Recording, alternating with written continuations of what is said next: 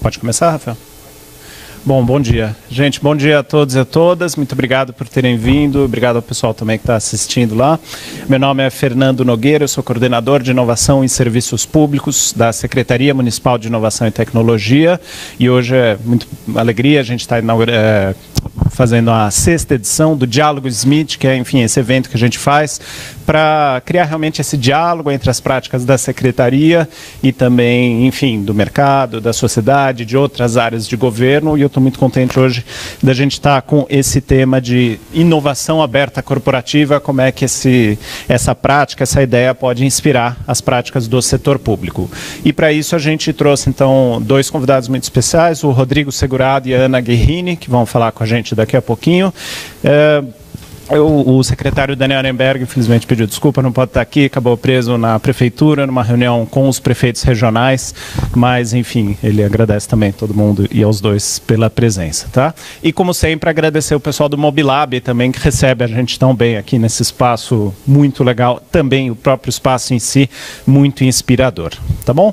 Então, sem mais delongas, eu queria apresentar o Rodrigo, que vai conversar com a gente agora sobre isso. Ele é sócio fundador e CEO da Cirrus Management Consulting, uma boutique nacional de consultoria especializada em estratégia, inovação e gestão corporativa.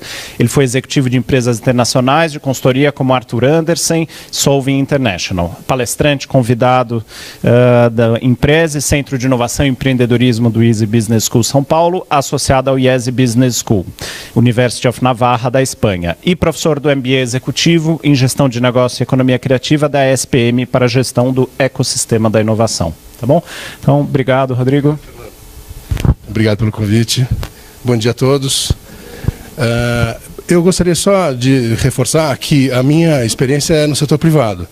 Há 22 anos a gente tenta colaborar com as empresas privadas de diversos setores com estratégia corporativa, gestão e inovação. Então, eu vou dizer o que está acontecendo no mundo corporativo do ponto de vista de inovação para que a gente possa fazer o espelho aqui na iniciativa pública para ver o que é possível incorporar.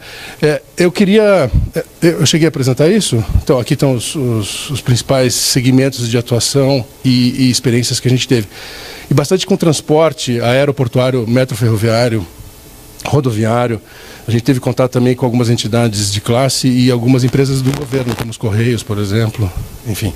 Eu trouxe um vídeo de 1 minuto só para colocar o tema na mesa. Se a gente puder reproduzir o filme, por favor.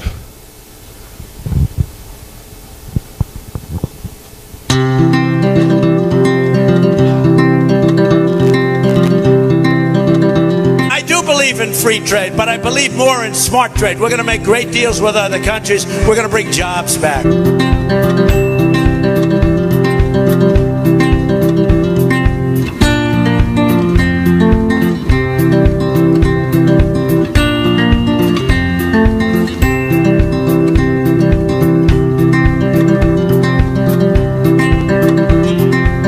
The next wave of economic dislocations won't come from overseas. It will come from the relentless pace of automation that makes a lot of good middle-class jobs obsolete.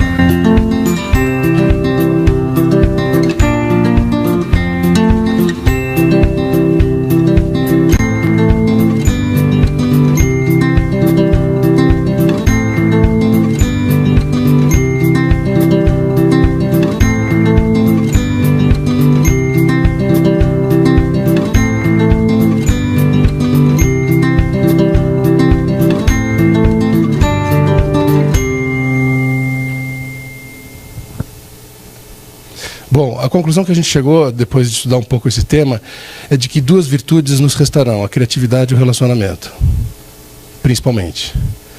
Bom, a gente observa o movimento de inovação em 4 grandes movimentos. Os gênios inovadores, desde Leonardo da Vinci a Elon Musk, pessoas que individualmente causaram grandes transformações no mundo.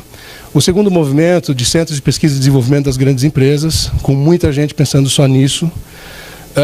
O terceiro movimento, como capitalistas de riscos, startups, que geograficamente, em polos geográficos, uniram universidades, capital intensivo, criatividade, inovação e tecnologia, e que deram origem a empresas como essas.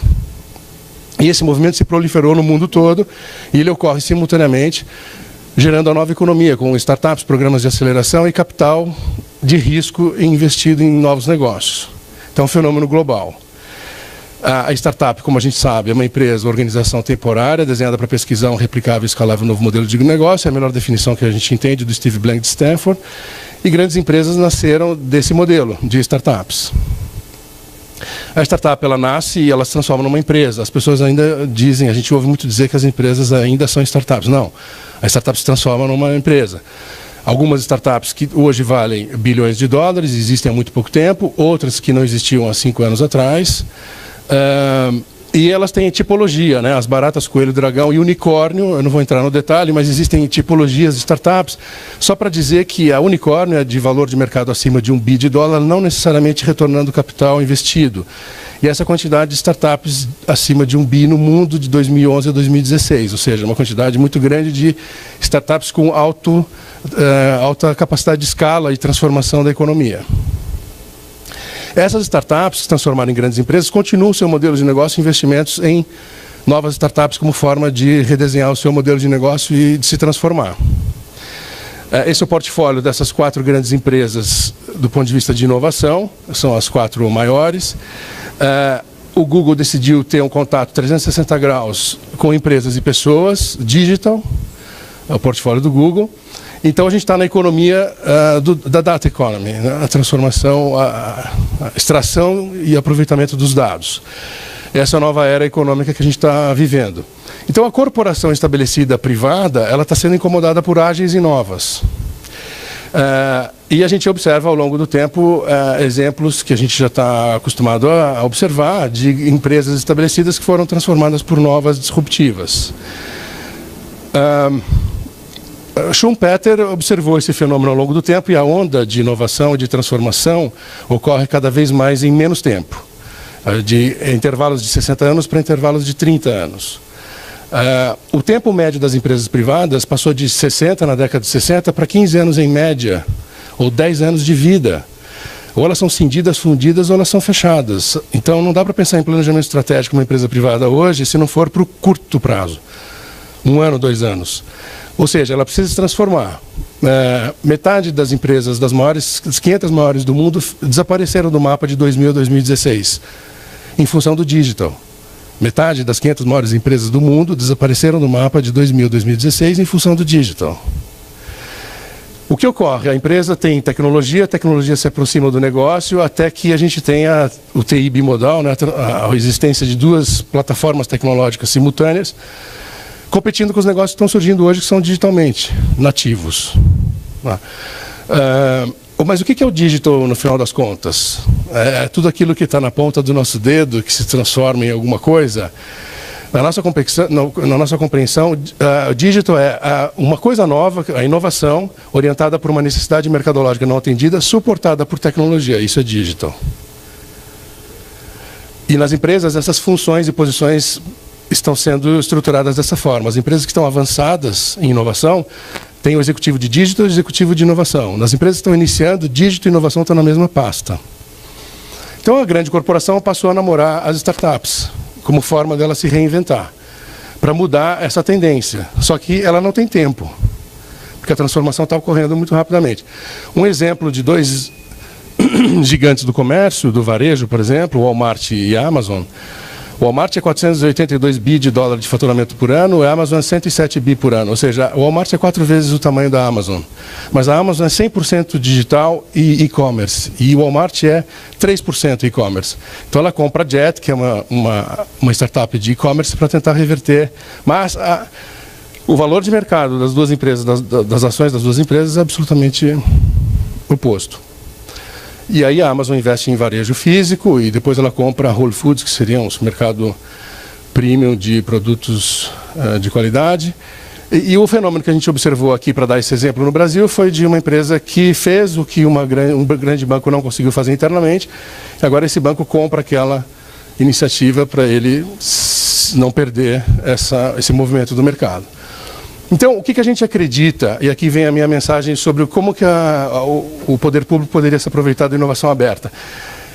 gente acredita num programa corporativo de inovação estruturado que passa primeiro pela cultura de inovação, ou seja, aculturar a população da prefeitura sobre inovação. O segundo é aproveitar todas as iniciativas internas de inovação que a prefeitura tem, que é uma quantidade grande, que poderia estar sendo melhor aproveitada. E na terceira, plugar a corporação, seja pública ou privada, ou setorial, na inovação aberta. Nessa sequência e com essa proporção de impacto. Nós estruturamos esse programa em 4 pilares, né, para responder qual é a estratégia de inovação da prefeitura ou da empresa, quais os objetivos estratégicos de cada tipo de inovação, como ativar cada movimento sincronizado entre cultura, inovação interna e aberta, e quais técnicas e métodos empregar em cultura de inovação, em inovação interna e inovação aberta. E você tem que ter um processo e organização para isso, um modelo de investimento e um modelo de governança. Para isso funcionar. Ou seja, a gente precisa criar esteira produtiva em escala, seja no poder público ou no privado, para a inovação ser incorporada pela companhia e ela se transformar. Sobre inovação aberta, é um tema introduzido em 2003, né, de aproveitar o cérebro de fora. A Kellogg University diz que a gente não pode pensar em inovar só com a nossa equipe interna, porque a gente precisa aumentar o número de ideias, aumentar a velocidade de inovação e aumentar a qualidade do resultado da inovação. E como nós somos 7 bilhões de pessoas no mundo, por que a gente acha que só 170 mil funcionários públicos da prefeitura vão ter as melhores ideias? Não. A gente tem que aproveitar as ideias de fora. Bom, então para isso a empresa ou a corporação, o órgão público precisa criar um Benjamin para plugar a corporação com o mundo externo, para fazer a inovação aberta. Esses são exemplos de empresas por setor que têm programas de inovação aberta estruturadas no Brasil. Não está exaustivo, a cada dia nova empresa entra nessa perspectiva. E o ecossistema de inovação da corporação está se desenvolvendo. A corporação tem a sua estrutura atual, ela tem que fazer uma camada de inovação para poder se conectar com o ecossistema de inovação. Nós nos colocamos na perspectiva de mapear o ecossistema de inovação brasileiro. A gente pôde identificar fomento governamental, aceleradoras, Open Space Hub, incubadoras e universidades, associações, educação, mídia, eventos e marketplace, Venture Builder, Capital Anjo, Capital Semente, Venture Capital e Corporate Venture Capital. Esse é o ecossistema brasileiro que está se transformando em alta velocidade. Como que o órgão público ou a entidade privada pode se conectar com o ecossistema para se desenvolver? Então, algumas associações foram feitas e desenvolvidas, ou seja, os tubos e conexões do ecossistema de inovação têm parcerias e alianças entre órgãos públicos, privados e empresas focadas nisso. O capital, dependendo do valor do cheque do investimento, está organizado por empresas que têm capital para investir. Essa apresentação vai ficar com vocês, não? Sim. E a gente tem aqui várias alternativas de fazer inovação aberta. A co-criação, exemplo da Visa com o laboratório de Open Innovation de colaboração deles, Co-Creation Center. Posso fazer o crowdworking, crowdsourcing, exemplos de empresas que estão se organizando no mundo para oferecer mão de obra, tecnologia, serviços para inovação aberta, ou seja, um novo ecossistema começa a se estruturar. O Corporate Venture Capital, que é a união do Venture Capital com o Corporate Venture Capital, que é um investimento corporativo focado em startups estratégicas para o desenvolvimento da organização. Empresas que organizaram braços de Corporate Venture Capital no mundo, estruturados. A coluna cinza é o total de Venture Capital, capital de risco, está preocupado só com o investimento especulativo aqui. E o vermelho é o Corporate Venture Capital, que está crescendo a proporção. Hoje, 26% de todo o capital de risco do mundo já vem da corporação, investimentos em novas startups, do que só simplesmente investidores focados no investimento de risco. Três vezes, em média, o melhor aproveitamento da performance do capital investido seja feito pela corporação do que Venture Capital. Ou seja, o aumento da receita, rentabilidade, retorno do capital investido, do investimento feito pela corporação é 3 vezes melhor do que simplesmente o capital especulativo focado em novos negócios. O dinheiro pode vir do orçamento corporativo, pode vir de um fundo corporativo Venture Capital ou de fundo cotista Corporate Venture Capital. Esse é um exemplo de um fundo da Microsoft um fundo de Venture Capital com o gestor MSW, o administrador é o Bradesco, os cotistas são essas empresas, e as empresas investidas são as duas aceleradoras, a Aceleratec e a Acelera Partners, com tickets diferentes, mas são dois equipamentos que têm um radar grande de investimentos em startups a serviço dessas empresas, que fizeram isso de forma coletiva. O BNDES tem alguns pilares de fundos cotistas ou multicotistas para desenvolvimento de novos negócios e startups. O que a gente acredita? Que a prefeitura pode, já tem a sua estratégia de desenvolvimento do seu plano de metas, ela pode traduzir o seu plano de metas numa estratégia de inovação, ela pode ligar o radar para saber o que tem de inovação sobre esse assunto, selecionar as melhores oportunidades, investir, incubar, acelerar e aproveitar os ativos. É assim que as corporações privadas estão fazendo. Aqui tem uma quantidade de segmentos novos que estão surgindo em função da inovação. Se a gente clicar só em fintech, por exemplo, que é um segmento, a gente encontra no Brasil essa quantidade de novos negócios voltados a fintechs. Mas o nosso ponto é o seguinte, se a gente não tiver abelha rainha, ou seja, se nós não conseguirmos atrair para nós as melhores ideias, os melhores empreendimentos e os melhores empreendedores, elas vão para outro lugar, ou para a empresa privada ou para o capital de risco. Então, eu tentei traduzir aqui as formas da gente buscar inovação fora. A gente pode buscar, cada bolinha dessa seria uma startup, as de melhor qualidade são as vermelhas, as de preta são média qualidade, baixa qualidade, e as brancas são as descartáveis. Então, tem uma grande quantidade de startups que eu posso buscar no varejo, no atacado ou no acesso exclusivo. Aqui estão os hackathons de startups, os eventos, os marketplaces, os fóruns, os programas de startups, os centros de desenvolvimento tecnológico das universidades, suporte técnicos e eventos. Aqui a gente, como se fosse caçar a borboleta na floresta com uma rede. Eu vou achar muita quantidade de startups com qualidade difusa. Se a gente vai para as aceleradoras, para o Venture Builders, a gente encontra melhor qualidade de startups. Se a gente vai para Venture Capital ou para Ventures, a gente tem, nessa mesma proporção de risco e de investimento, menos startups, mas de melhor qualidade. E Corporate Consulting. E nós formulamos 4 formas de se relacionar com as startups, seja corporação pública ou privada. A primeira a gente chama de artesanal. A gente se conecta com o e-marketplace ou o marketplace de startups e vai buscar alguma alternativa que sirva para nós. A segunda a gente pode encomendar para uma venture, para uma empresa, uma seleção de oportunidades que sirvam à nossa necessidade, que a gente está chamando de tailor-made low profile. A quarta de aglutinação física, que é, por exemplo, o Cubo, o Google Campus, agora o do Bradesco, que é o Habitat. Essas organizações abrem na porta um equipamento onde as pessoas podem ir, se encontrar, onde o capital, o investimento, o empreendedor e as inovações estão acontecendo e as pessoas se encontram fisicamente.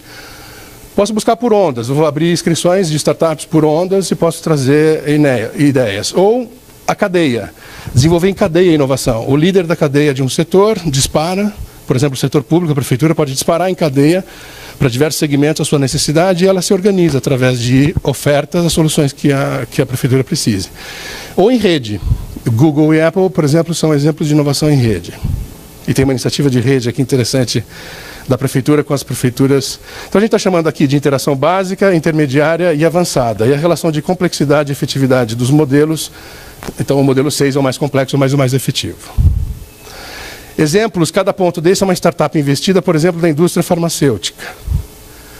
Cada ponto desse é uma indústria farmacêutica ainda, bancos de investimento, óleo e gás, indústria automotiva, mídia, produtos de consumo, enfim, fazendo corporate venture capital.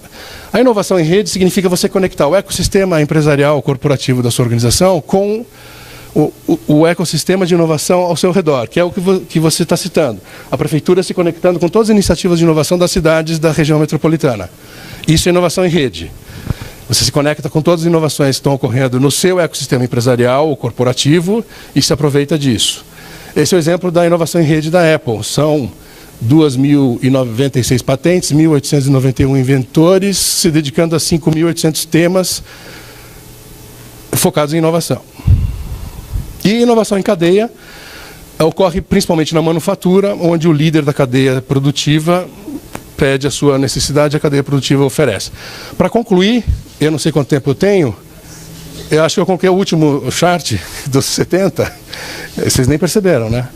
Olha só, a gente organizou aqui um framework para a corporação pensar num programa corporativo de inovação aberta. Ela tem que pensar nos objetivos do programa de aceleração. Eu quero acessar talentos, eu quero influenciar a cultura, eu quero otimizar o negócio atual, eu quero criar novas linhas de negócio, eu quero revolucionar o modelo de negócio.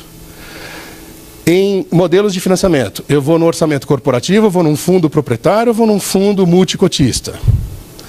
Nos tipos de inovação, evolutiva ou transformadora. No porte de investimento, o tamanho do cheque, quanto que eu quero investir. O estágio de maturação das startups que eu quero buscar. Ela já está no fim da linha ou ela está no MVP ou antes do MVP? O canal de captação das startups, no varejo, no atacado, no acesso exclusivo. E o modelo de atração, o artesanal, o tailor-made low profile, a aglutinação, ondas ou cadeia, ou rede. E o nível de risco de investimento, alto, médio ou baixo, e o tipo de startup-alvo que eu quero buscar, barata, coelho, dragão ou unicórnio.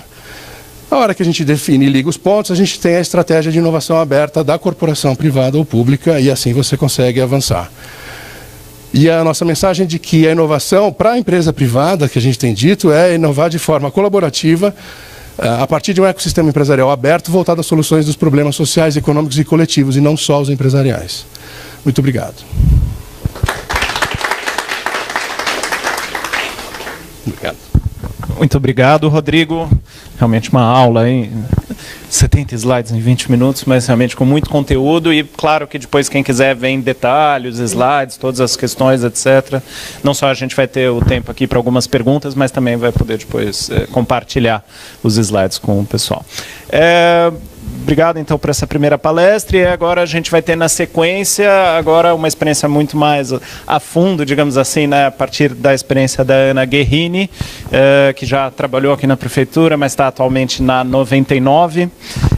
Ela é formada em Economia pela Universidade de São Paulo, com mestrado em Estudos Latino-Americanos na Universidade de Oxford e doutorado em Sociedade da Informação e do Conhecimento pela Universidade Oberta de Catalunha. Desenvolveu trabalhos nos campos de processos participativos, transparência e uso das tecnologias e dados para tornar o planejamento urbano e políticas públicas mais democráticas e efetivas. Hoje é Head de Políticas Públicas da 99 e trabalha com organizações governamentais, sociedade civil e academia em iniciativas de transformação da mobilidade urbana. Tá bom? Então, Ana, por favor, muito obrigado por ter vindo. E a Ana trabalhou antes, não na SMIT, né, que ainda não existia, mas trabalhou numa das coordenações que hoje faz parte da SMIT. Então é quase um bem-vinda de volta a casa. Obrigado. Obrigada pelo convite. Esse aqui é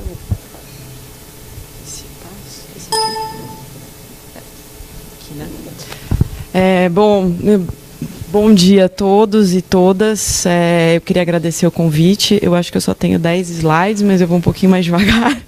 Eu não tenho essa habilidade. Precisa de muito treino para passar 75 slides em 20 minutos. É impressionante. Bom, mas eu queria, na verdade eu vim, a gente estava conversando um pouquinho, o meu background eu trabalhei na Prefeitura de São Paulo, trabalhei na Prefeitura do Rio de Janeiro, sempre com temas relacionados à tecnologia, à inovação, à participação, enfim. E trabalhei também, aí segui um pouquinho carreira acadêmica, também voltada para esses temas, e depois fui trabalhar em consultoria, e desde março eu estou na 99, trabalhando com políticas públicas, tentando formar um pouco a área. O que é muito divertido trabalhar numa startup, porque as coisas não estão formadas, né? A gente viu aqui alguns exemplos de grandes empresas, o Google, que agora tem uma super rede, trabalha com outras startups, mas começou pequena também. Então, trabalhar numa startup é muito interessante, porque tem muito espaço para fazer muita coisa e, ao mesmo tempo, é confuso, né? Então, eu comecei em março e parece que já foram 5 anos, mais ou menos. É muito cansativo. A gente, assim, para formar a área, para convencer as pessoas, é muito rápido. Eu vou explicar por que eu estou falando disso, por que essa área. Por outro lado, como não tem uma formação, não tem estrutura, não tem uma base, eu reporto normalmente direto para o CEO ou para o diretor, enfim, mas tem muita facilidade. Eu converso muito com os desenvolvedores, eu trabalho, é um trabalho parecido com o da prefeitura, na verdade, nesse sentido. Você conversa com todo mundo, tem uma interação com todo mundo. Eu lembro quando eu estava aqui na prefeitura, todo mundo que trabalhava de alguma forma com tecnologia e inovação se conhecia, não importava muito bem a secretaria. Bom, vou falar um pouquinho da 99, agora falando de experiências um pouco, aproveitar que o Rodrigo já falou tudo de conteúdo, de teoria, não, maravilhoso. Eu vou falar um pouquinho da nossa experiência de trabalhar com inovação aberta dentro da 99, que é uma startup e naturalmente se relaciona com outras startups e com todos esses ecossistemas, mas da minha parte que é trabalhar com o poder público, vindo do poder público, estando numa startup e trabalhando com o poder público. E o que a gente gostaria de fazer, as dificuldades que a gente tem encontrado. Então eu vivi as dificuldades aqui, vivia dificuldades em outras prefeituras também, e como consultora. E agora eu estou vendo nas empresas como é que funciona se relacionar com o poder público. Então eu vou contar, e tentando fazer inovação, tentando inovar. Então eu vou contar um pouco e talvez trazer algumas luzes de como a gente conseguiria trabalhar junto. Ou empresas de modo geral, ou como a prefeitura conseguiria trabalhar com startups, né, com o que tem de mais inovador acontecendo no Brasil e fora. Bom, só falando um pouquinho da 99, a 99 foi criada em 2012 por três empreendedores, dois mais maluquinhos, o Paulo Veras, que já era presidente da Endeavor, eu não sei se vocês já ouviram falar nele, já tinha outros empreendimentos. Se uniram esses dois aqui, o Ariel e o Renato. O Ariel viu um aplicativo, estava morando na Alemanha, ou estava viajando na Alemanha, viu um aplicativo para chamar táxi e falou, caramba, a gente precisa fazer isso. Faz só 5 anos. Parece, hoje, faz 5 anos que a gente ligava para a cooperativa de táxi. E a gente vê hoje o que está acontecendo, toda a revolução no transporte, na mobilidade, e o que o celular... Bom, o iPhone existe só há 10, né? E hoje a gente não consegue viver sem smartphone. Vocês provavelmente usaram a 99 a primeira vez como sendo só táxi. Faz 1 ano, mais ou menos, que a gente tem o POP também, que é a categoria de carro particular. E aí, mais para frente, nos próximos anos, muito provavelmente, a gente vai ter outros serviços, porque a gente se enxerga como uma plataforma de mobilidade, né? Hoje, a 99 eu diria que a maior, ou uma das maiores, uma das poucas, ainda não, enfim, uma das maiores startups brasileiras. Eu diria que é uma das pouquíssimas unicórnios, ou seja, que vale mais de $1 milhão. Bom, por que eu estou aqui e por que eu trabalho? É a segunda vez que eu venho aqui na semana. Né? Não é coincidência, mas a gente tem trabalhado bastante junto com prefeituras, especificamente o Mobilab, tem tudo a ver. Por que eu estou aqui? Por que a 99 tem uma área de políticas públicas e pesquisa? Eu sou economista de formação, eu faço bastante pesquisa sobre mobilidade hoje, tenho uma equipe que faz pesquisa sobre mobilidade para entender o que a gente pode trazer de melhor como empresa, como startup, para trazer um transporte mais seguro, mais barato e mais eficiente. Só alguns dados. O paulistano gasta mais ou menos 1 mês e meio no trânsito, segundo a última pesquisa acho que da Rede Nossa São Paulo. Isso é uma loucura, né? 1 mês e meio no trânsito. Além disso, é super caro o transporte. Se a gente for pensar que... Isso aqui são dados do IBGE. 20% da nossa renda é gasta com transporte. Se a gente comparar, mesmo pegando o transporte público, aqui eu estou falando de transporte público e privado, mas se a gente pegar só transporte público, hoje São Paulo e Rio e Belo Horizonte, o transporte público, a tarifa, se a gente fizer 2 viagens por dia, equivale a 16% a 17% do salário mínimo. Se a gente pegar uma cidade como Tóquio, como Paris, como Londres, isso equivale a 4%, 5% do salário mínimo. Então, o transporte é muito caro no Brasil, não são só os 20 centavos, mas são também, né? É muito caro, é muito ineficiente, a gente sabe de tudo isso. Além de tudo, a gente sabe que é perigoso, a gente tem ouvido muitos casos de assédio, aplicativo, etc., mas esse não é o maior problema. O maior problema, na verdade, são as acidentes de trânsito no transporte. Morre uma guerra por ano, né? São dados super alarmantes, é a principal causa de morte entre os mais jovens. Entre jovens entre 18 e 29 anos, se não me engano, é a principal causa de morte. Então, a gente se entende não só como aplicativo de mobilidade, mas a gente gostaria de a gente faz parte de um ecossistema. O sistema de mobilidade não é só privado, não é só público, e a gente tem que mudar um pouco essa mentalidade. E é por isso que a gente acha que tem que trabalhar junto, trabalhar com o setor público, fazer integração de modais, trabalhar em políticas de mobilidade, inovar para fazer com que se torne mais barato, mais seguro e mais eficiente, né? É por isso que a gente tem essa área na 99. Mas você fala assim, mas isso é caridade? Isso é responsabilidade social? Eu estou na área de responsabilidade social com outro nome? O que é isso? Não. A 99 realmente acredita que se a gente melhora o trânsito, é bom para o negócio também, né? A gente gostaria que não tivesse congestionamento. Seria o mundo ideal, é o mundo ideal para todo mundo, para quem anda de transporte público, para quem vai fazer integração, vai fazer a última perna com carro, com táxi, enfim. Então, por isso que a gente trabalha, tem uma área de inovação para trabalhar com sociedade civil e com o governo, para pensar em soluções inovadoras de transporte. É difícil de convencer, começa por aí, a gente começa por aí, é difícil de convencer o poder público de que a gente tem uma preocupação genuína de melhorar a mobilidade das pessoas, que isso é bom para todo mundo, que é bom para o negócio.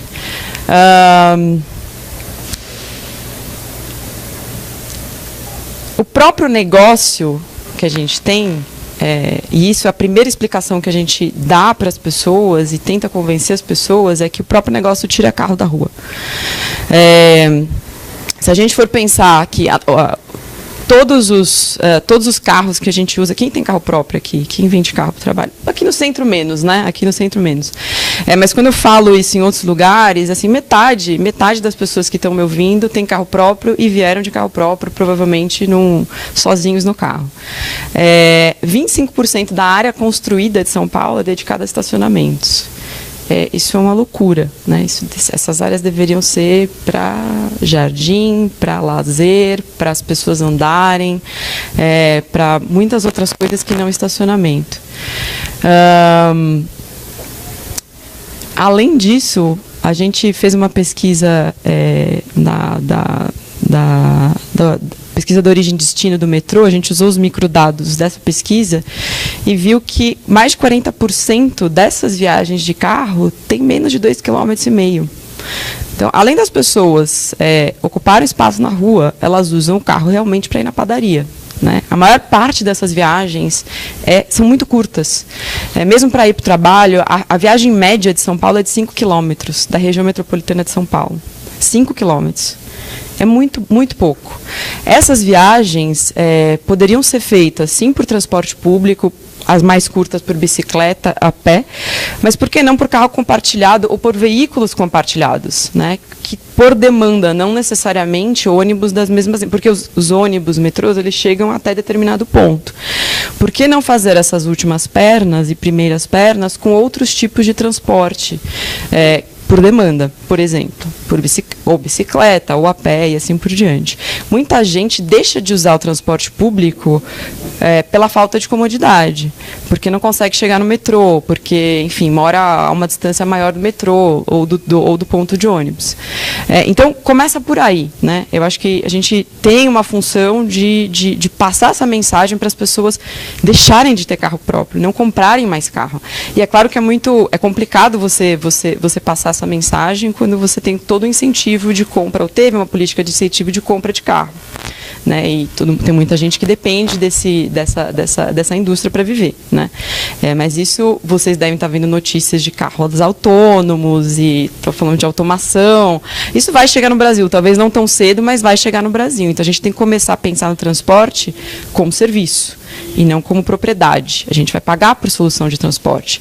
Então, o ideal seria que a gente tivesse uma integração, pegasse já existem uns embriões disso, tipo o Citymapper, não sei se vocês já usaram, que te indica a rota completa e de integração de modais. Né? Para isso, para ter esse tipo de coisa, o que a gente precisa? A gente precisa começar a dialogar. Né? As empresas que trabalham com transporte, que não são ligadas ao poder público, precisam começar a trabalhar juntos, para começar a pensar nesse tipo de inovação. Como é que a gente integra esses modais? Né? Bom, eu queria mostrar um pouquinho do que a gente tem falado com algumas prefeituras e feito algumas coisas com o poder público. E mostrar um pouco das dificuldades que a gente tem e como a gente está tentando achar formas de trabalhar que sejam legais, que é super importante, e que, ao mesmo tempo, sejam colaborativas, que a gente consiga construir juntos soluções para transporte, para mobilidade. Bom, só para começar com um dado interessante, das nossas viagens, 22% das nossas viagens já começam ou terminam em torno de estações de metrô. Então, mesmo que a gente não esteja fazendo essa conversa, esse diálogo com o poder público, não só 99, mas os outros aplicativos de transporte, isso já está acontecendo. As pessoas já estão fazendo essas integrações, já estão inovando na forma como elas se locomovem, né? Fazendo essa... Muitas vezes...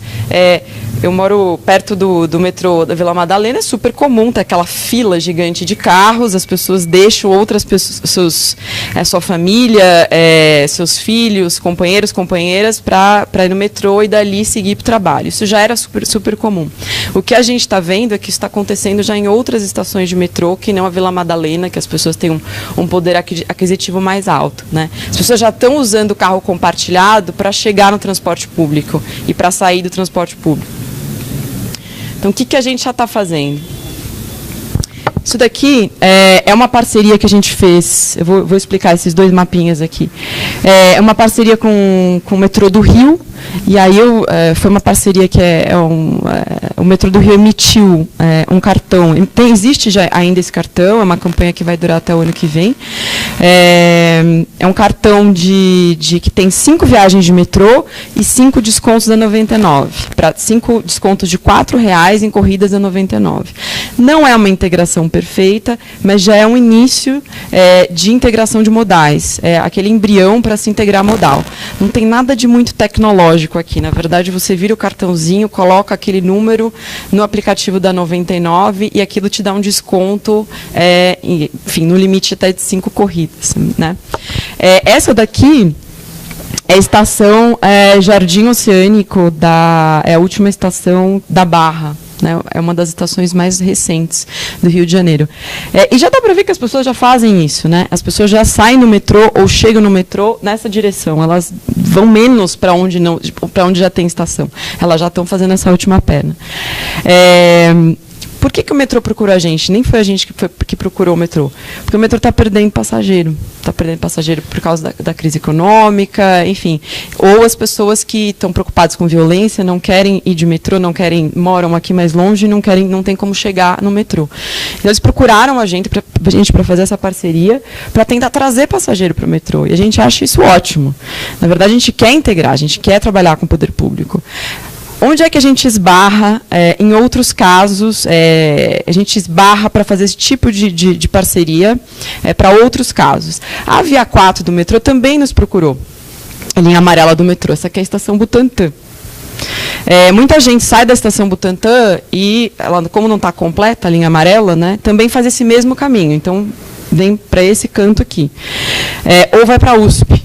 Né? E a gente queria fazer, também queriam fazer uma parceria, eles acham que tem um potencial de parceria aí. Qual que é a diferença?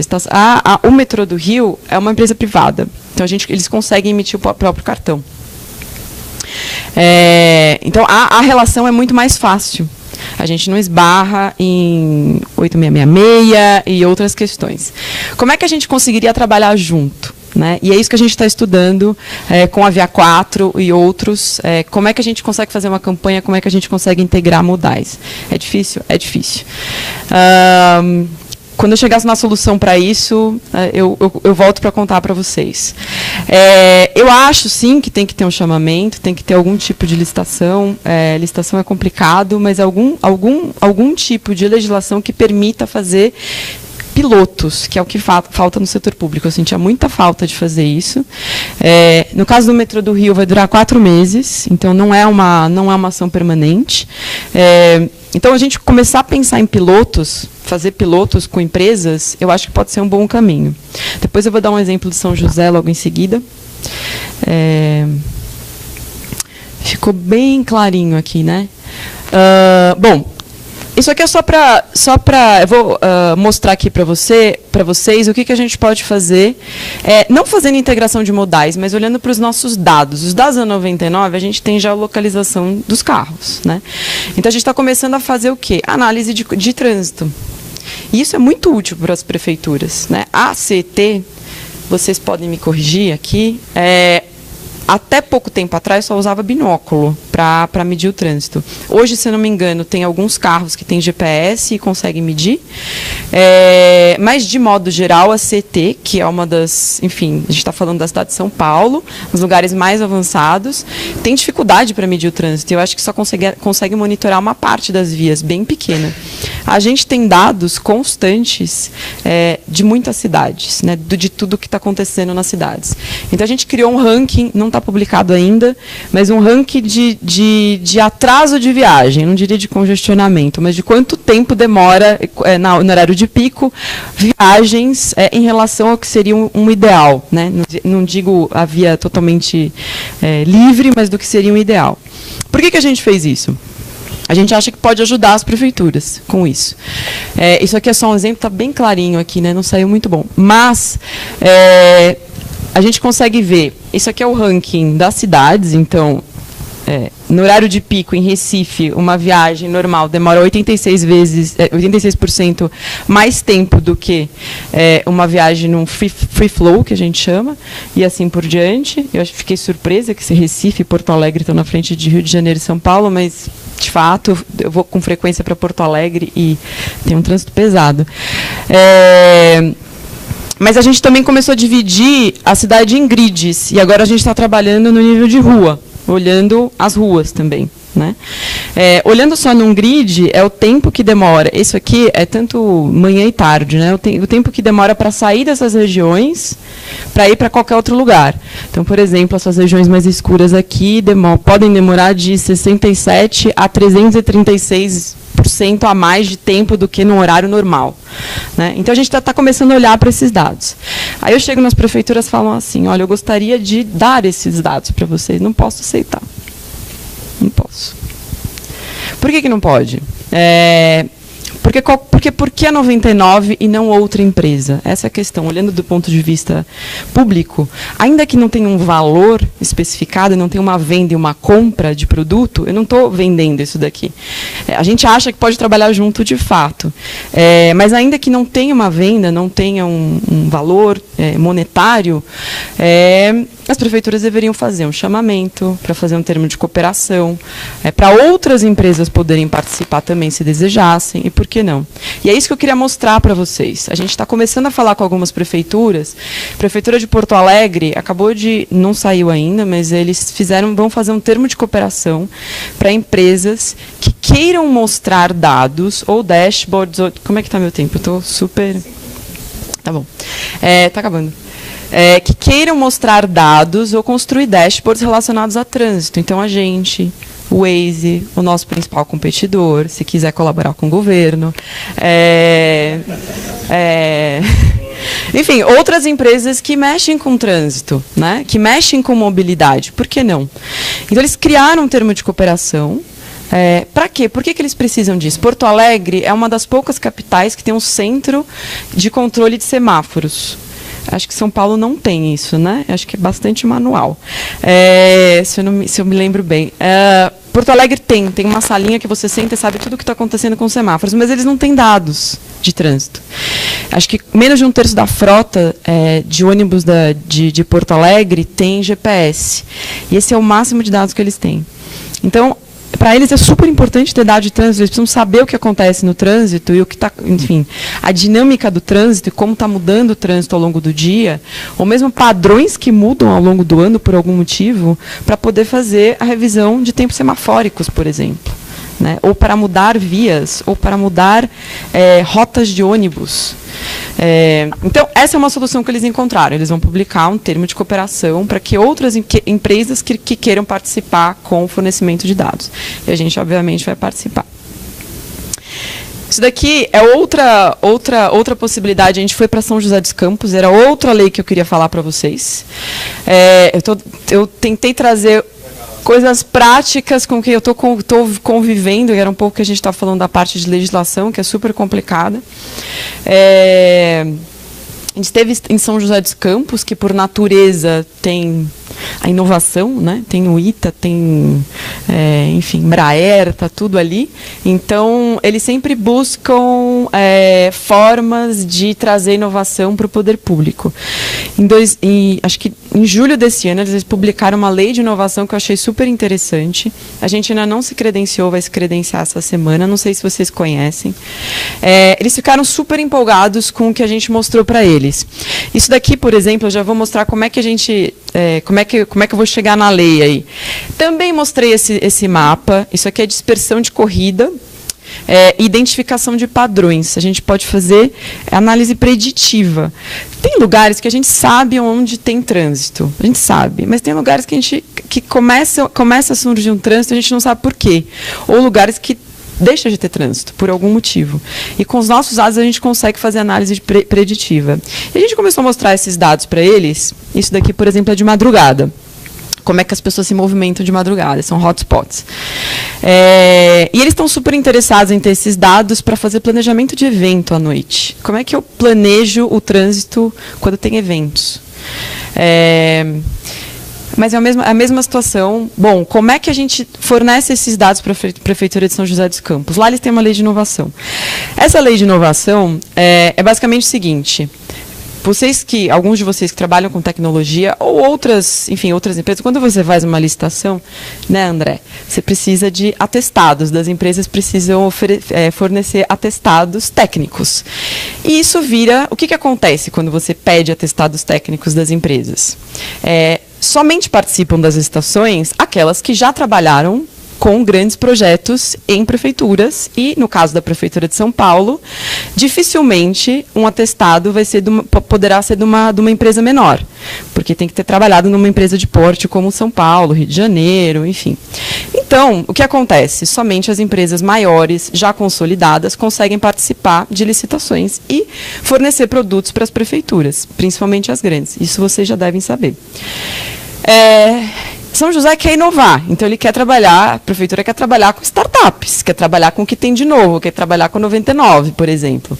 O que eles fizeram? Uma lei que permite que você se credencie para oferecer um produto para a prefeitura, tem um comitê de avaliação, durante um tempo aquele produto é avaliado, e aí sim a prefeitura dá um certificado ou não de que aquilo é bom e útil para a prefeitura, sem ônus para ninguém. A partir daí, essa empresa terá um certificado e poderá participar de qualquer outra licitação. Então é muito bacana, porque é um piloto, né? Então essas empresas as menores podem fazer pilotos. Acho que, se não me engano, São José dos Campos está trabalhando com a Sertrel e com dados do Google Maps com semáforo dinâmico, né, que tem sensores, enfim, está dentro dessa lei, porque também não... Como é que você faz uma licitação de uma coisa que não existe e que nenhuma empresa está fazendo ainda, né? Então, eles fizeram um piloto e está funcionando bem, e aí vamos ver o que acontece. É super jovem essa lei, é de julho, mas acho que é uma coisa para vocês olharem. E a gente vai se credenciar. Finalmente, para terminar, eu queria mostrar só alguns dados aqui. O secretário Aveleda, na semana passada, fez um chamamento, a gente já estava trabalhando com isso, né, mas um chamamento a várias empresas para a questão de segurança viária, para ajudar a pensar em planos de segurança viária, ou seja, para diminuir os acidentes. É difícil não olhar para essa lista, né? para ajudar, que empresas ajudem a pensar em soluções, em planos, para diminuir o número de acidentes nas vias, ou por uso de celular, ou por direção embriagada. O que a gente pode ajudar? A gente tem dados de madrugada, de tudo que acontece de madrugada, absolutamente tudo que acontece. Para onde as pessoas estão indo e de onde elas estão chamando o carro. Essas pessoas que estão chamando a 99 estão fazendo certo. Elas estão bebendo e chamando um carro. Mas, muito provavelmente, isso é uma proxy, é uma aproximação de onde as pessoas estão bebendo e dirigindo seu próprio carro também. Então, se a gente, isso aqui obviamente é um JPEG, mas a gente tem mapa, a gente consegue ampliar.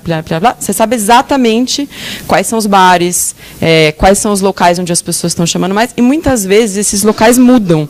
Claro, a gente sabe que na Augusta tem muita gente bebendo, mas tem outros lugares que a gente não sabe. Eu fiquei surpresa que apareceu o Al Janiá, que é um bar que o pessoal aqui do centro conhece, mas não é todo mundo que conhece. É um lugar que está bombando, assim, surge uma mancha.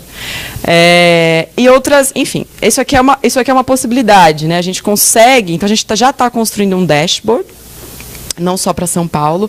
Nem sei como eu vou apresentar isso aqui, porque acho que tem que aproveitar que houve esse chamamento. Mas, por exemplo, Porto Alegre está super interessado para ter para trabalhar com isso num programa de balada segura.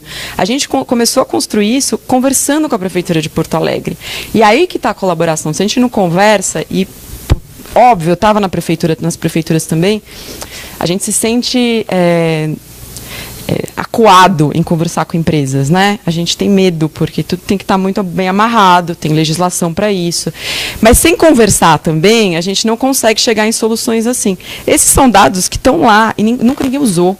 Então, são dados super simples que a gente pode compartilhar e já está construindo um dashboard e vai oferecer para as prefeituras poderem utilizar e fazer, enfim, fiscalização, prevenção.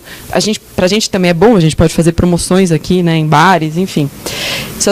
Só para finalizar, o que eu achei super divertido, que não está nessa lista, eu acho, não está. Isso daqui é de pick-up, ou seja, quando as pessoas chamam.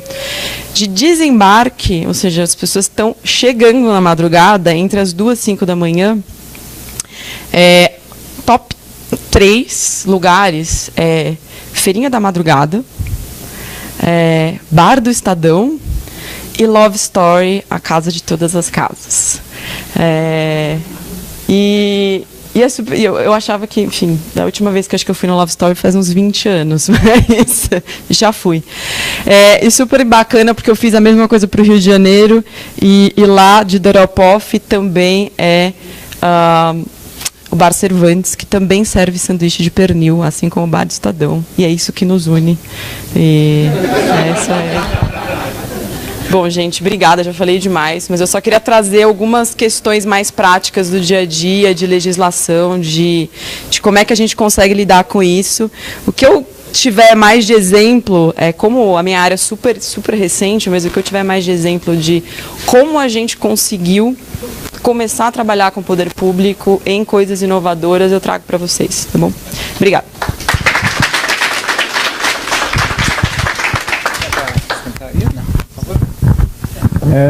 Bom, obrigado aos dois, então, a Ana e ao Rodrigo. Eu achei que foram muito complementares as palestras, né? O Rodrigo com a visão mais geral, as questões teóricas, conceituais, e já mostrando como é que o ecossistema atua, e, claro, a Ana trazendo a visão muito especializada aí a partir da 99. Enfim, acho que foi muito complementar e muito legal. Enquanto eu convido os dois aqui, por favor, a sentar na frente para a gente participar agora do debate. Pode ir. Eu queria lembrar, a gente está com várias pessoas ouvindo, assistindo a gente, acompanhando pelo Facebook, e aí eu lembrando que o pessoal do Facebook também pode fazer perguntas, se quiser, a gente está ali com o moderador, que ajuda a ir captando as perguntas, tá? Para a gente começar, eu queria saber, enfim, já meio que passou por isso nas falas, mas se vocês tivessem que dar um pouco dicas, assim, muito práticas de, legal, a gente viu muita coisa que dá para fazer, mas talvez 3 ideias mais simples, diretas, de como que a gente poderia, talvez, começar incorporando, então, esses princípios de inovação aberta aqui na Prefeitura.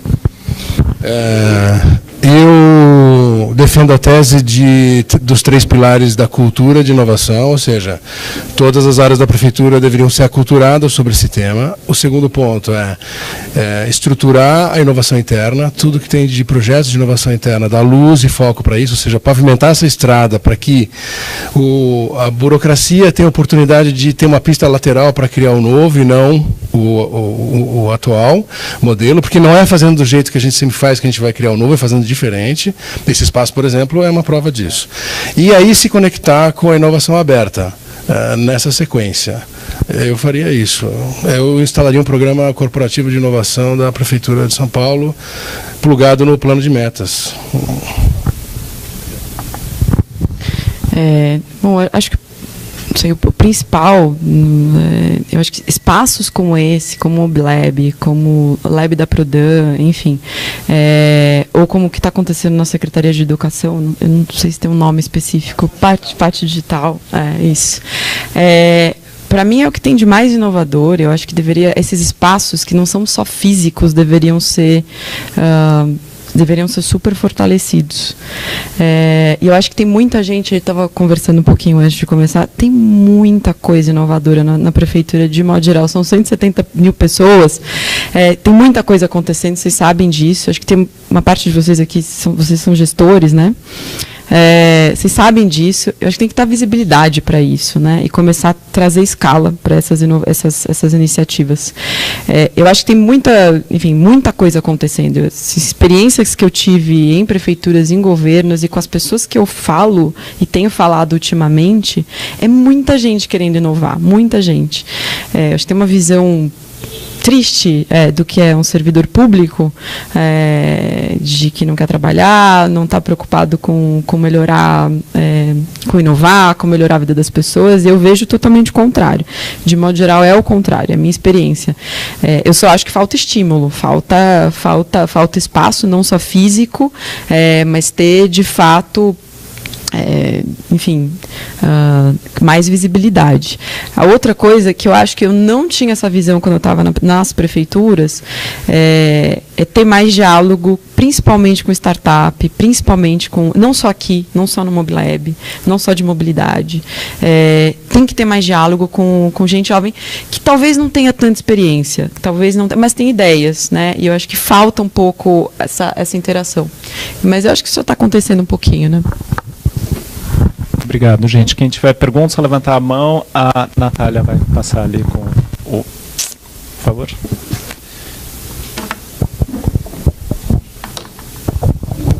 Bom dia, Fábio aqui da Smith. Eu queria perguntar para o Rodrigo, agora tem um pouco mais de tempo, eu fiquei só curioso da tipologia das startups, especificamente falou de barata, fiquei imaginando o que seria uma startup barata. E para a Ana, eu queria perguntar um pouco, você falou de inovação, da parte jurídica como um empecilho, né, e de fato a gente tem visto isso como uma barreira. Queria só que você comentasse um pouquinho, se você conhece alguma experiência de inovação no setor público voltado para a inovação jurídica, né? E o Mobilab é um exemplo, por exemplo, ele usou o regramento de concurso público, geralmente aplicado para a seleção de funcionários, para a seleção de startups. Então, eu acho que tem um espaço para inovação jurídica, queria que você comentasse. As startups baratas, elas são resilientes a guerras nucleares, elas são focadas em custo e resultado, então elas têm um valor muito próximo daquilo que elas estão conseguindo produzir hoje. As coelhos são as que são valoradas pelos próximos saltos de escala que ela vai dar. As dragão estão perto de 1 bi de valor de mercado, retornando o investimento ao capital. E as unicórnios, mais de 1 bi de valor de mercado, não retornando necessariamente o capital. Mas eu queria só avançar um pouco no campo da sua segunda pergunta, só para dizer o seguinte: talvez a prefeitura pudesse ter uma parceria público-privada para criar o espaço do investimento privado e público simultaneamente para a inovação, focado no seguinte aspecto: a cidade tem a escala que a inovação precisa, e essa escala vai se dar no município ou em outros mercados. E ela dar escala para uma coisa nova é dar legitimidade para um produto ou um serviço novo, como, por exemplo, o 99 ou outros serviços. Mas ela pode se aproveitar disso para resolver suas questões de atribuição. Eu ouvi dizer, por exemplo, que a burocracia ou a prefeitura ou o órgão público não tem competição. E a competição, então, não obriga a ele a inovar e se reinventar, porque ele não precisa competir com mais ninguém, é só ele. Não, mas a gente está perdendo essa guerra da competição para a demanda que a gente não consegue atender. Esse é o competidor. E a gente precisa solucionar isso na mesma velocidade ou maior que a empresa privada, que está lutando com 2, 3 players competidores. Então, criar esse espaço onde o investimento privado possa vir junto com o público. Eu não sei qual é o arcabouço regulatório que deve regular isso, mas a cidade, como São Paulo ou as grandes cidades, não podem não fazer nada nesse sentido. Essa é uma boa iniciativa, mas equipamento como esse deveria ter da cidade inteira em todos os seus desafios estratégicos. Vou falar um pouco do que eu conheço. Eu não vou lembrar o nome, mas assim que eu lembrar, eu sei a experiência, mas quando eu lembrar, eu te passo o nome. Tem uma experiência, falando um pouquinho sobre a questão dos concursos, eu acho que esse é um dos caminhos. É claro que é frágil, mas é um dos caminhos. Tem uma iniciativa, se eu não me engano, na Inglaterra, que utiliza concurso para soluções. Ou seja, é uma hackathon estendida, no fundo. É uma coisa que eu acho que se pensou para o Lab Prodan, mas, na verdade, é concurso para solucionar entraves da administração pública. É um pouco na linha do que você falou. Como é que eu consigo trabalhar, como é que eu consigo inovar, como é que eu consigo fazer parceria com o setor privado de maneira legal. Né? Então, é um concurso para isso. Né? Então, não é uma hackathon de um dia, mas é para juristas sentarem e pensarem em como solucionar certas questões. Na educação, na saúde. Isso é da Inglaterra, eu vou lembrar do nome dessa iniciativa. É da Nesta, mas eu não lembro, é uma iniciativa específica, eu não lembro o nome, mas é da Nesta, exatamente.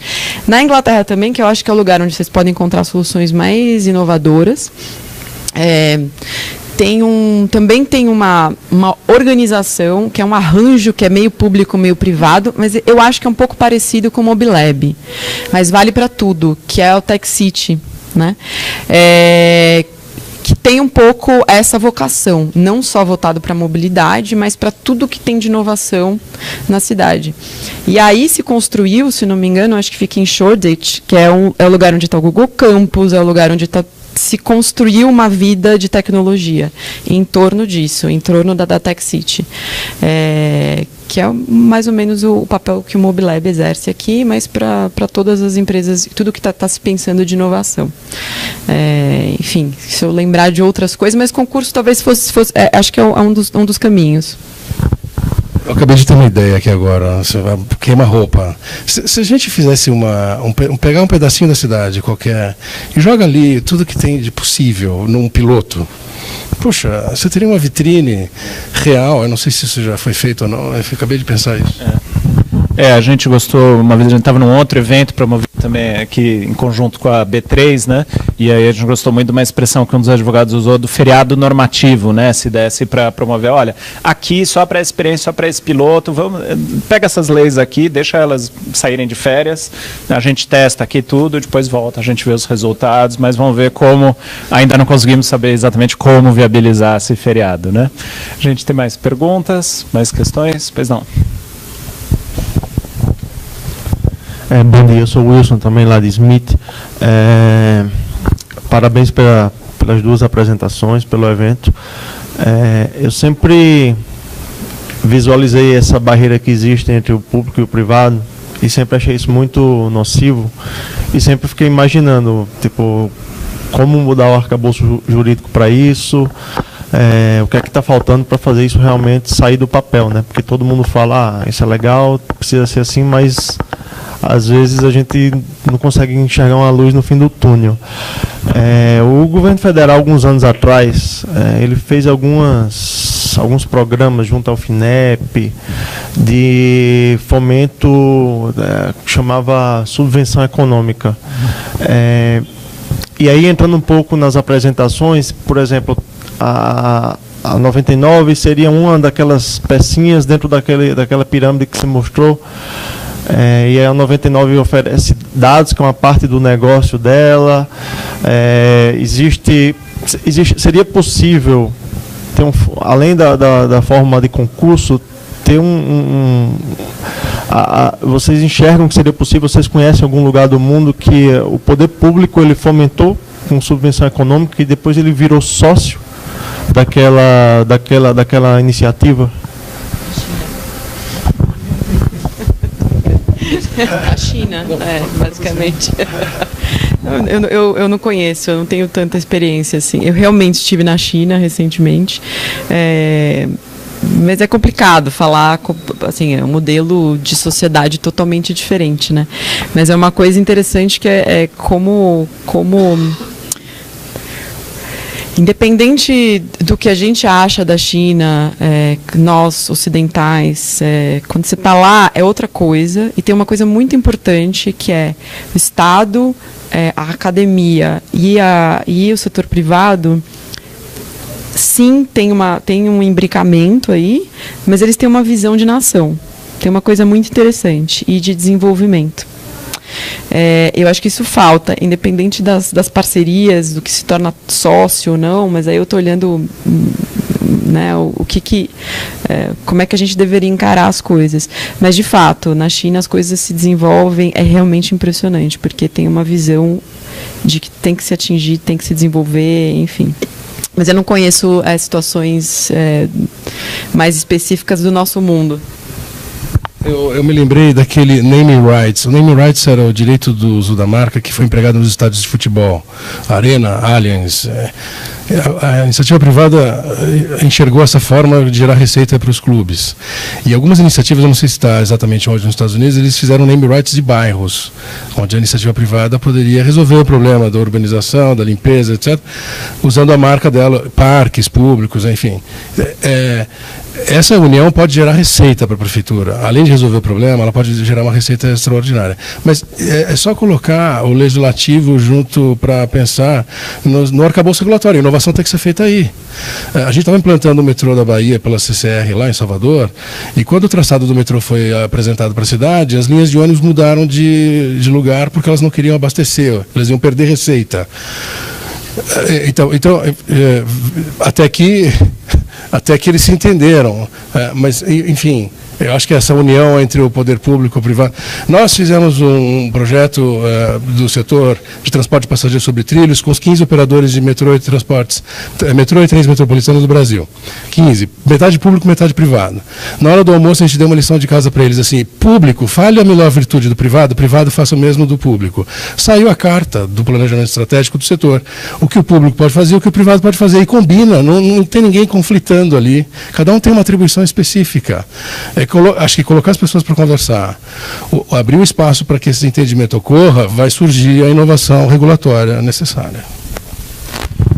Nesse sentido, também acho que só complementando, Wilson, aqui em São Paulo tem um PL de inovação que ainda está na Câmara, não sei, vamos dizer, qual a situação, se vai ser ou não aprovado, mas que traz a ideia, sim, de São Paulo ter um fundo para investir em iniciativas desse tipo, em startups, e talvez do meu conhecimento, acho que até o Felipe pode ajudar daqui a pouquinho, da nossa equipe, o mais próximo, talvez, que chega de um modelo interessante disso é o pessoal da Unicamp, né, uma universidade pública que tem, sim, já uma tradição muito grande de investir em empresas resultantes, né, dos alunos e dos professores, e que ao longo de 20, 30 anos conseguiu já gerar um belo ecossistema de inovação, de geração de emprego, geração de receita, mas ainda eu acho que é, infelizmente, muito mais exceção do que realidade no Brasil, né? Mas acho que eu queria pedir para o Felipe complementar também, depois a gente volta aqui. Eu acho que eles vão falar.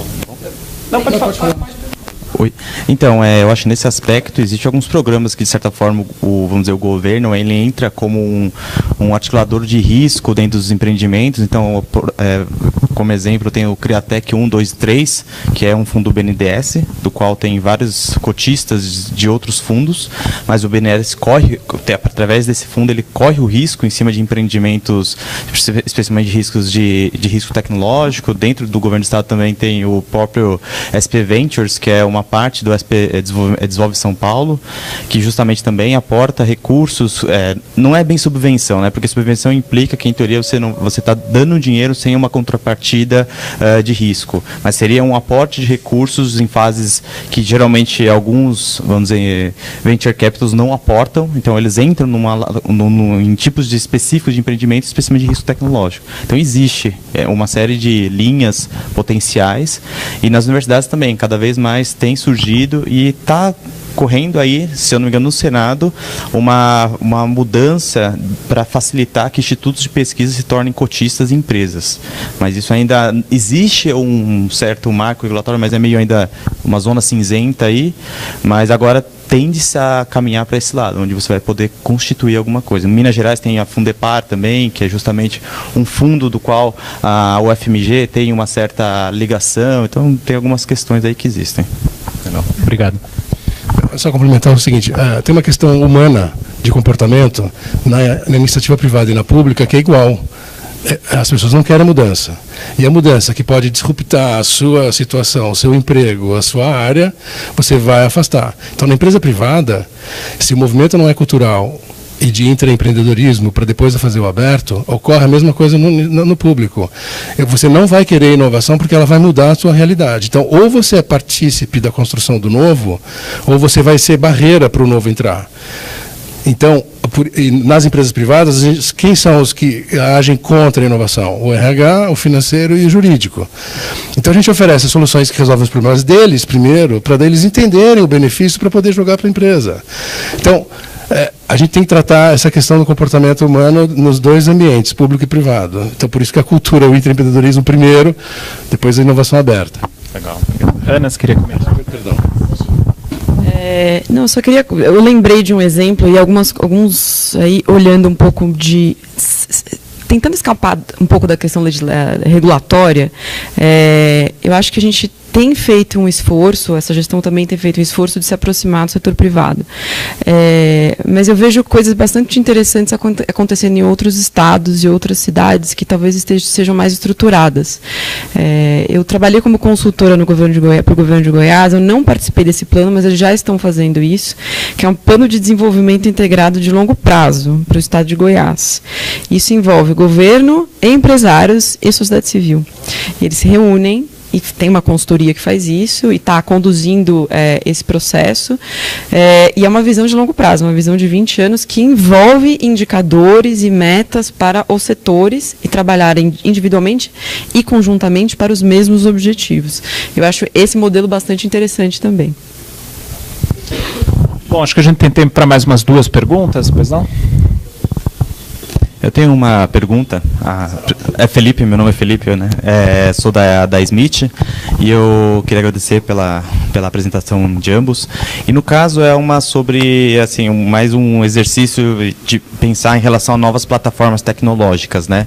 Eu queria entender como, especialmente a 99, vem pensando nessa questão dos veículos autônomos, que eu imagino que deve ser uma ruptura enorme no modelo de negócios atual e do qual vai influenciar ela daqui os próximos anos sem falar que também afeta a prefeitura diretamente em marco regulatório e outros elementos. Eu queria saber um pouco a sua opinião em relação a isso aí que vem surgindo, como a 99 olhando para essa questão.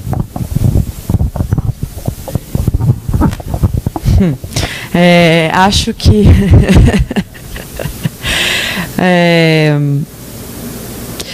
quando a gente olha para o que está acontecendo em relação a carros autônomos, se levantou. Em carros autônomos, a gente está vendo uma batalha aí, né? Então tem um grupo de empresas que está correndo para a questão do hardware, ou seja, de fazer o carro, e tem um grupo de empresas e de uniões de empresas, como a gente viu um pouco dos gráficos, infográficos aqui de redes, né? Que estão trabalhando mais na questão do software, né? Ambos dependem de dados. né? Então, talvez será a primeira revolução relacionada à inteligência artificial de grande impacto. Né, de impacto na sociedade. Talvez a primeira.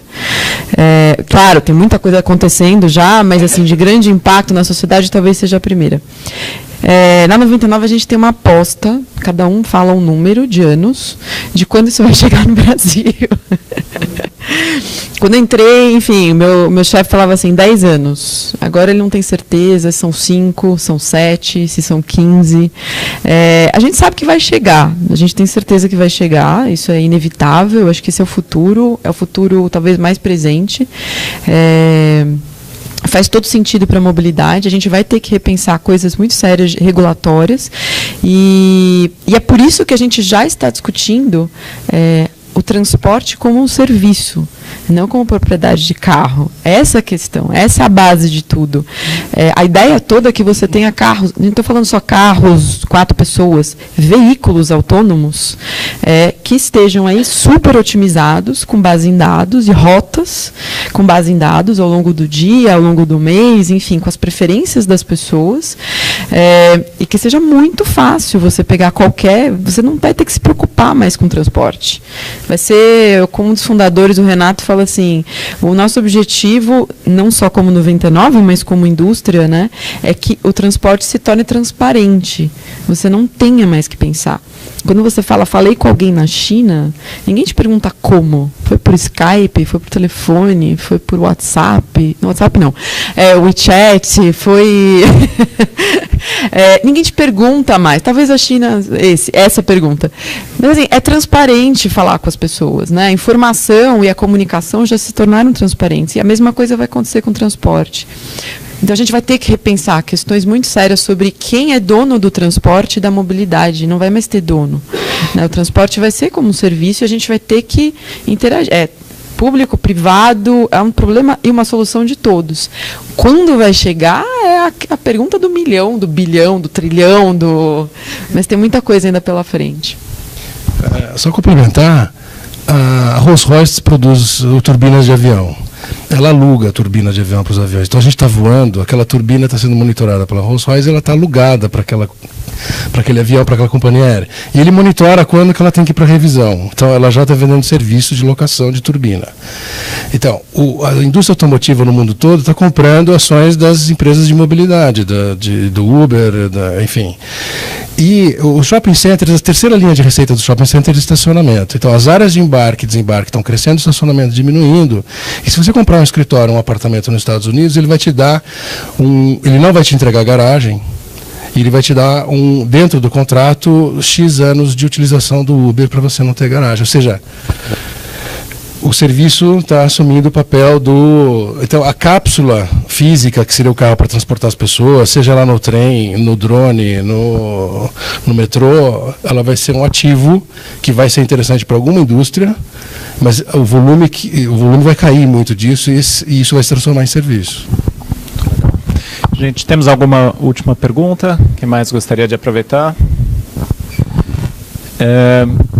Só para informar, inclusive, nesse tópico aí dos veículos autônomos, a gente já acabou de criar, mês passado, o grupo de trabalho aqui da Prefeitura para se antecipar esse assunto. A gente sabe, também temos os nossos chutes e previsões, deve ser, no mínimo, sei lá, de forma ampla para daqui a 10 anos, mas o que a gente notou, e a gente tem participado de um grupo de discussão disso com outras cidades, inclusive, é que se a Prefeitura e os agentes públicos, né, também Estado e governo, não se prepararem para isso logo, esse é um debate que a gente tende a ser atropelado justamente pelas empresas e pelos inovadores, e depois a gente chega em condição muito mais difícil de influenciar esse debate, como as formas vão acontecer, e isso tem um impacto muito grande, inclusive, de novo, né, a questão dos concorrentes.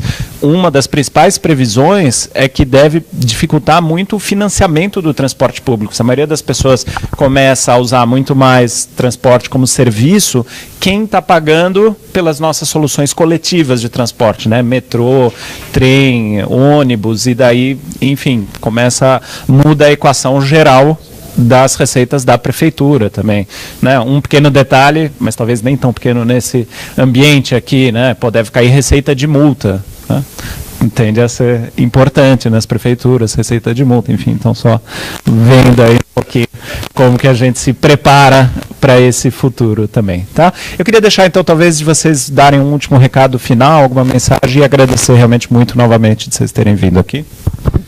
Coloquem as 170 mil pessoas para pensar numa forma nova de fazer, estimulando uma nova cultura e dando luz para o intraempreendedorismo, e criem o Plug e o Benjamin para se conectar com o mundo externo, para aproveitar o que tem lá fora, que a prefeitura pode se aproveitar em muito.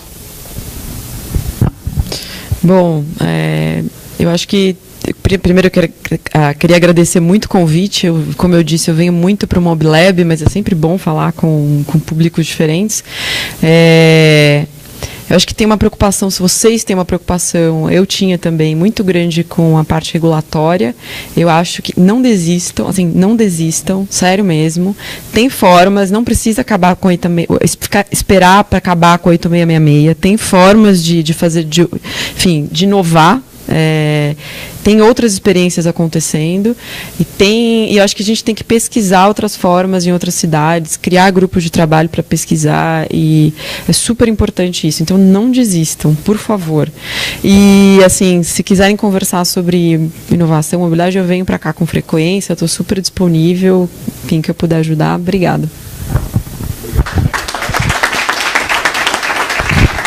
Obrigado.